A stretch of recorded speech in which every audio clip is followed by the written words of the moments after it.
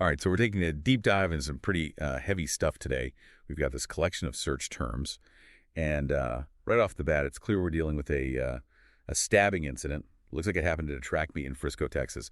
So our mission here, if you will, is to kind of dissect these digital breadcrumbs, see what we can piece together about what happened, and maybe even more importantly, what questions pop up along the way. Yeah, I mean, these search terms, they're like a window right into like the raw, immediate public reaction to this event. It's definitely a bit unsettling, but also there's a real human element to it. For sure.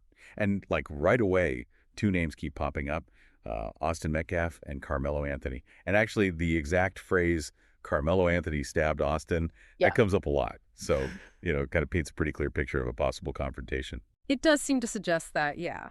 But what's also interesting is that we see Austin Metcalf's story being searched too.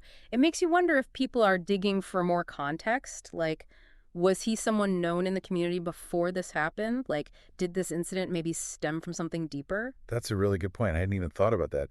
And then, just to confirm what we're dealing with here, there's a ton of searches around the actual event. Track meet stabbing, Frisco track meet stabbing, even Texas track meet stabbing. Like the repetition of Frisco, it really highlights how this is hitting that community hard. Definitely, yeah. It's not just some random news story for them. It's something that happened right in their backyard, Exactly. And to add to that, we see 17-year-old stabbed at track meet and Frisco student stabbed. So right away, we know the victim's age and that they were a student at a school in Frisco. And knowing that, it's a 17-year-old student at a school event, well, naturally, you start thinking about the school district. And wouldn't you know it, Frisco is stipped is another term that shows up in the searches. Now, here's where things get even more interesting. GoFundMe, or GoFundMe, that pops up quite a bit. But even more specific, Justice for Karmelo GoFundMe and Austin Metcalf GoFundMe. So clearly, people are reacting to this. They're trying to raise funds.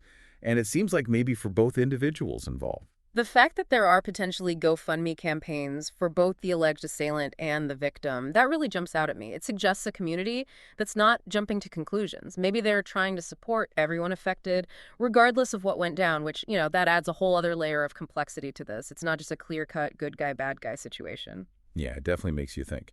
And then we see Instagram in the mix, too. So social media, as always these days, is likely playing a huge role in how this whole thing is being discussed and perceived. Social media, it's like a wildfire, right? It spreads information, speculation, emotion, all of it super fast. So seeing it here, yeah, it's pretty much a given that it's playing into the whole narrative. Makes sense.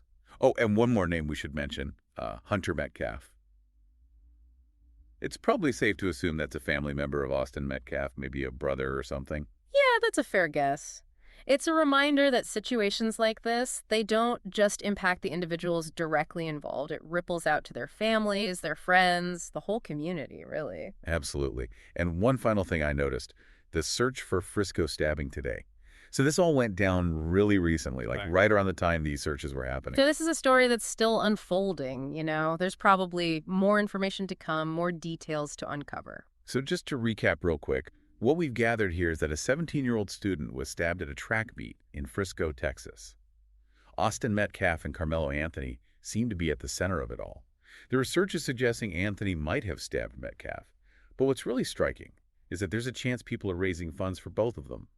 And of course, social media is likely playing a huge part in all of this. And that really is the key takeaway for me, those GoFundMe searches.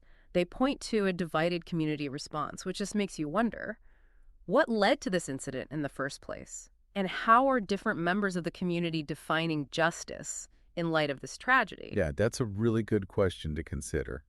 And it's one that's going to stay with us as we continue to learn more about this case. Absolutely. Well, on that note, we're going to wrap things up here. But as always, thanks for joining us for this deep dive. My pleasure. Today is your lucky day. Today is the day that our $3 website works for you, paying you directly to your PayPal daily. Imagine $3 ongoing continuous payments to your PayPal account. Imagine falling asleep and waking up to $300 in your PayPal account. How would this make you feel? How could this help you? What bills could you pay? What kind of fun could you have? What does that retirement look like now?